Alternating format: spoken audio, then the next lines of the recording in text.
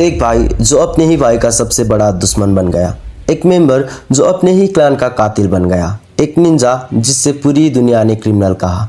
पर अगर मैं कहूँ इताची कभी भी विलेन था ही नहीं तो उसने जो किया वो गलत था पर जरूरी था। और अगर तुमने ये वीडियो एंड तक नहीं देखे तो तुम इताची को कभी भी समझ ही नहीं पाओगे।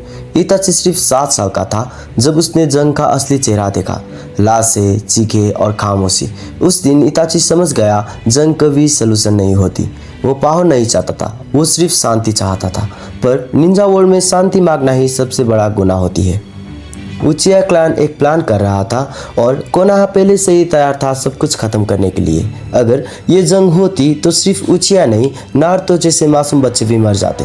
इताची के पास चॉइस थी पर वो चॉइस गलत थी, और जब हर ऑप्शन गलत हो तो सही बनाना ही सबसे बड़ा मुश्किल होता है। इताची ने क्लान को नहीं चुना, उसने विलेज को भी नहीं चुना, उसने फ्यूचर चुना।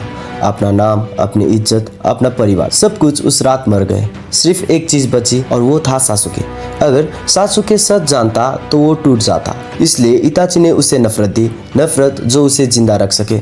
हर बार जब इताची क्रूल बना वो अंदर से और ज्यादा मर रहा था। ये उसका क्रूलनेस नहीं था बल्कि वो एक्टिंग थी। इताची का असली भरोसा सासुके नहीं था, वो था नारुतो। क्योंकि सासुके नफरत से जीत सकता था पर नारुतो नफरत तोड़ सकता था। इसलिए इताची ने नारुतो को टेस्ट किया। अगर नारुतो फेल होता तो सासुके भी फेल होता।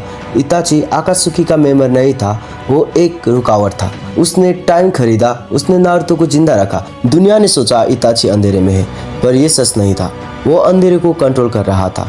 इताची की मौत फाइट नहीं था, वो एक डिसीजन था।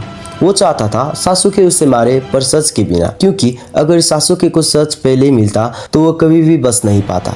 रिएनिमेशन के बाद इताची ने पहली बार झूठ नहीं बोला। उसने माना शायद उसका तरीका गलत था पर उसका दिल कभी भी गलत नहीं था। इताची का असली दुश्मन सासुके नहीं था, वो सिस्टम था।